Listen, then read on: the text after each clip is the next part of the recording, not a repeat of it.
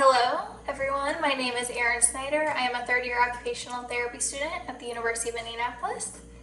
The title of my capstone is Measuring the Effectiveness of Healthcare Delivery in Outpatient Neuro, Utilizing Occupational Therapy Outcome Measures for TBI and Stroke Patients. I was under the direct supervision of both Emily Smith and Ryan Nienhaus at the IU Health Neurorehabilitation Robotics Center, and under the direct supervision and guidance and direction of Dr. Katie Polo. Throughout the next few slides, I will be discussing how I created my project and the implementation process. I hope you enjoy listening to the next few slides about how I implemented these outcome measures and how I came up with the program and the project design. I'm really excited to share this information with you as it has been a lot of hard work and dedication for 14 weeks. I hope that if you're in an outpatient setting or an inpatient setting, these outcome measures would be effective and useful for you to use on site to improve patient progress and the effectiveness of OT interventions in healthcare delivery.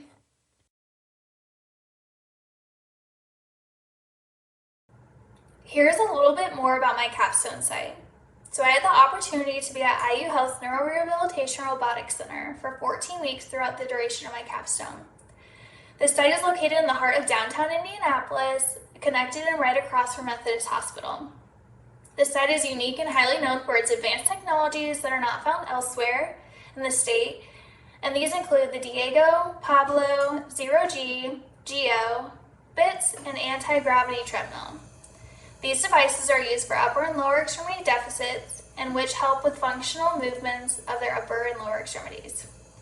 I was under the direct supervision of site mentors Emily Smith and Ryan Nienhaus, who helped guide me and support me throughout the duration of my capstone. IU Health's mission of empowering patients leads to a productive and independent life through the lens of collaborative efforts to enhance physical well-being in the presence of injury and diseases. To say the least, I am extremely grateful for this opportunity and to be able to be at a site that is highly known for its advanced technologies and for the neuro-specific population. I had site mentors who valued my work and who guided me throughout the entire process. Being in a neuro setting has allowed me to increase my knowledge and skills in this setting and prepare me for the future. Throughout the next few slides, I will be discussing the project and how I implemented everything by the end of the 14 weeks.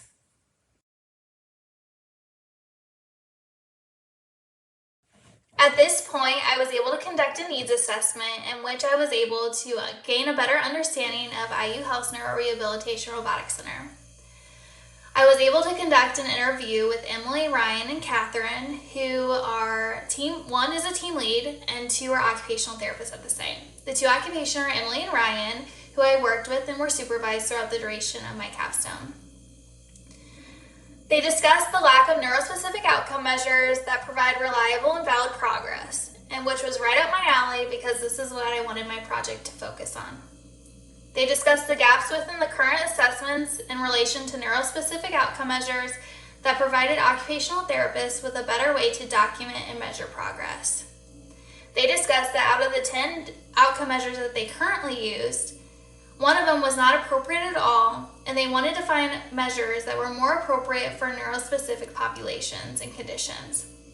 They also discussed that due to a variety of diagnoses, along with health risk factors, that therapists at this site are always trying to grow their current program to meet all the needs of their patients. They discussed that it becomes a tendency to be stuck with the growth they currently have, potentially affecting client progress. Furthermore, making it difficult to develop new resources and incorporate outcome measures that are occupation-based and condition-specific. They also discussed that most of the patients seen at this site originate from low-income backgrounds that are characterized by low health literacy, SPS, economic challenges, along with increased complexities within family dynamics and limited transportation options, which has created barriers in which occupational therapists have difficulties providing patients with the best quality of care due to costs, transportation, insurance, and distances.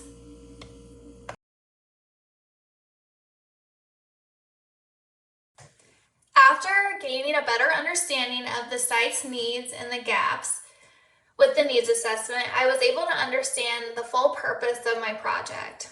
The purpose of this project is to provide neuro outpatient occupational therapists with condition-specific outcome measures to improve patient outcomes, patient progress, and quality of life. It is important to choose an appropriate outcome measure as it is vital in order to deliver the best quality of care to the patient. As occupational therapists, we aim to improve health and participation through meaningful occupations, including but not limited to activities of daily living, motor function, strength, endurance, confidence, and quality of life.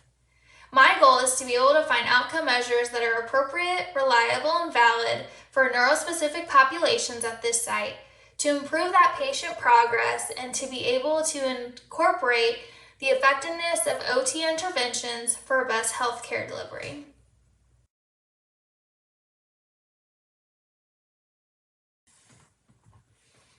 Throughout the process of finalizing my capstone project at IU Health's Neurorehabilitation Robotics Center, I had to complete and look into some of the literature. I completed a literature review in which here are a few of the things that I found, but not all of them.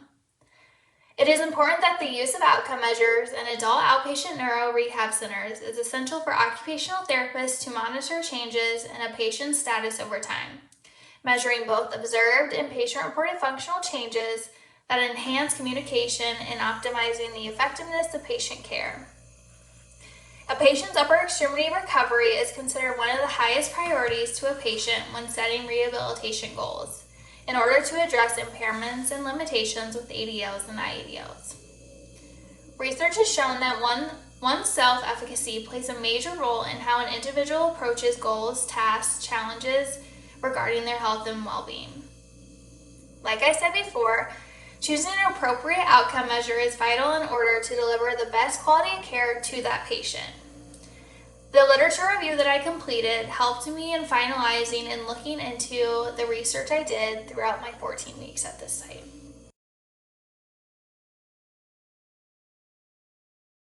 For my capstone project, we had to choose one theory. The theory I chose is the model of human occupation, also known as MOHO, as it focuses on 3 interrelated parts that exist within each person. The first part being volition, the second being habituation, and the third being performance capacity. So what is person, and then what is the environment? The person at my site is the staff and the patients, while the environment is IU Health's Neurorehabilitation Robotics Outpatient Center. MOHO enabled me to analyze and develop neurospecific outcome measures that better analyze patient diagnoses, site-specific patterns, and routines, along with both physical and mental abilities for improved insurance reimbursement, patient progress, and the effectiveness of OT interventions for the best healthcare delivery. MOHO helped me analyze every aspect of my capstone, and which helped me implement the outcome measures that I did. MOHO played a huge part in implementation of these outcome measures, and I'm glad that I was able to use this measure to understand the types of outcome measures I would be implementing based on the 3 types that exist within each person.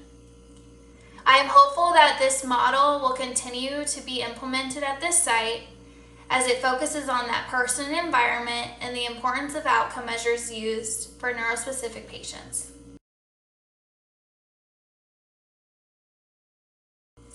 For my project design and implementation phase, I was able to start this part the first week that I was on site. During this process, I went through a lot of different outcome measures, and I was able to narrow it down to 24 new outcome measures that I would add to an Excel sheet to keep track of. During that time, I found these outcome measures through evidence-based research and through accredited databases such as Shirley Ryan's Ability Lab and Stroke Engine. I added these outcome measures to the Excel sheet based on categories of currently used outcome measures and new outcome measures. The currently used outcome measures were the outcome measures they were using prior to me being on site. I kept track of these to make sure that I wasn't duplicating any of the measures that they were using, But I knew after looking at the outcome measures they were using that I would have the ample opportunity to find new ones. I was able to narrow down my search and outcome measures by the end of 8 weeks to 8 outcome measures with my site mentor. And then by 8 weeks to 14 weeks, I was able to implement 3 by the end. These 3 were known as the ARAT, Wolf Motor, and Stroke Impact Scale. I also had the opportunity to submit SBARs, which are also known as enhancement request forms, to be uploaded into WellSky. My whole goal by the end of this was to be able to somehow get them uploaded into WellSky to make it easier for documentation purposes. Unfortunately, I was unable to get these into SBARs, but I'll discuss this a little bit later into the slides. I also created an OT outcome measures binder that also kept track of all the different outcome measures that I implemented and put onto the Excel sheet. Although all 24 were not used, I still printed out and made sure that these were accessible for the occupational therapist. I was able to create 4 subcategories, neurospecific categories such as neurocognition, neurovision, neurogross and fine motor, and neurooccupation based. This helped to split up the outcome measures based on their specific diagnoses, but more neurospecific based. I also had the opportunity, because I had the extra time on my hands, to fill out the neuro-ophthalmology providers list, and which would help occupational therapists with vision patients. As most vision patients who are seen, they are not getting the adequate treatment for their vision deficits. So they required me and asked me if I would create an ophthalmology providers list so we could refer patients to the right ophthalmologist when the time came.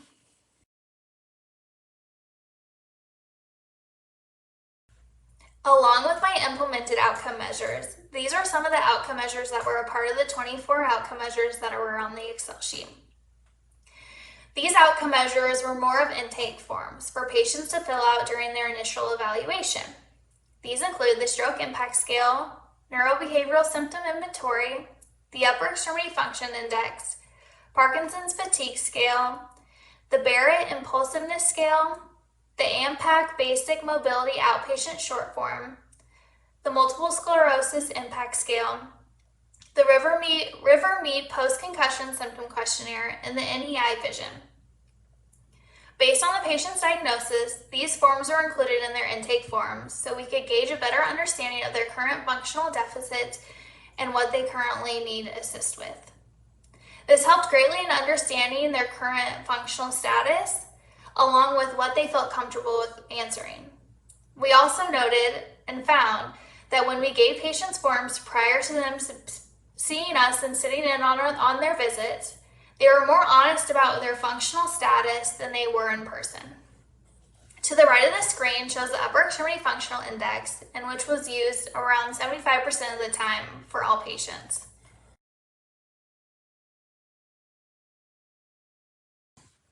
As mentioned briefly earlier, I did have the opportunity to complete 3 SBARs. This was originally not part of my project, but since I had some extra time on my hands, I was willing to complete them prior to leaving.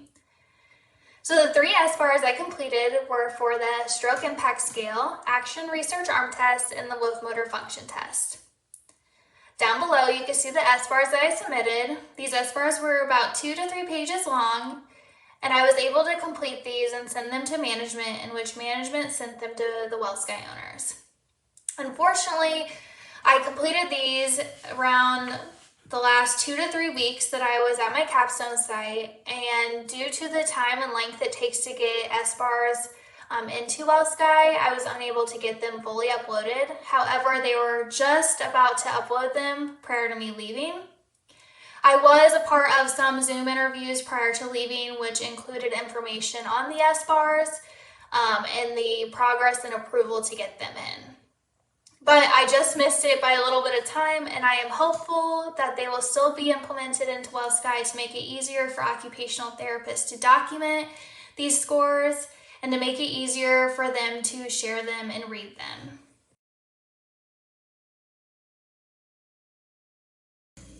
All in all, I feel like my project went very well. 14 weeks can seem like a very long time, however, it went extremely fast and I wish I had more time to work and complete my project, especially to see how the outcome measures were implemented and continue to be implemented. So the conclusion of my project is that in a short amount of time, we did see improved patient outcomes with the use of standardized and appropriate neurospecific outcome measures, such as the ARAT, Wolf Motor, and Stroke Impact Scale. These measures help to enhance the quality of care provided to patients in order to measure the effectiveness of OT interventions.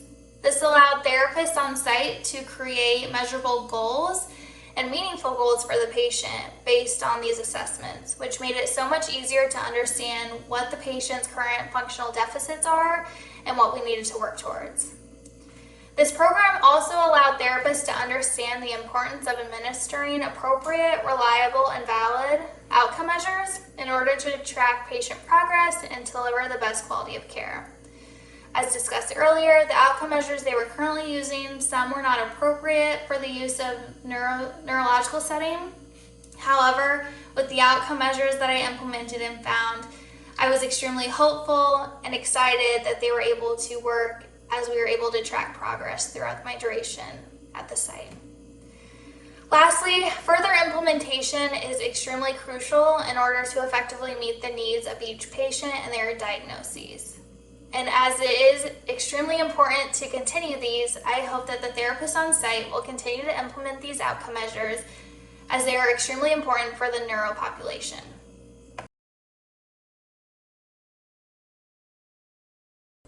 It was with no surprise that there would be some type of limitations towards my project and towards the end of it. The first limitation that I found was that even though 14 weeks seems like a very long time, it was not long enough. I felt like I could have been working on my project for an extra 8 weeks to make sure that the implementation phase was fully effective. I did create 2 videos, training videos for the ARAT and the Wolf Motor, so that therapists and occupational therapists can look at those to make sure that they're following and administering each assessment correct and appropriately. Another limitation was the fact that I was unable to get the SBARs into WellSky and fully approved. We did have a Zoom interview on April 11th with the WellSky management team, and unfortunately at this time she required more information that I sent her prior to leaving. However, at this time they weren't fully approved and put in. Another limitation is the fact that there's only 2 occupational therapists. As stated before, there is not a lot of time for them outside of their work schedule to do evidence-based research to find outcome measures that are appropriate for neurospecific populations. So, with me being there, it opened up a lot of room for them to still continue to treat patients and then allow me to do the work and the evidence-based research aspect of finding outcome measures that were appropriate. The last limitation, as we all know, can be the one that's kind of iffy, and we don't know if this is actually going to happen or not, but it is the follow-through. I am hopeful that they will continue to follow through with these outcome measures as we track progress with patients after use of these outcome measures, at least using them 2 or more times. We did track that progress, which made it so much easier to create objectable goals and interventions that were client-specific to their diagnoses.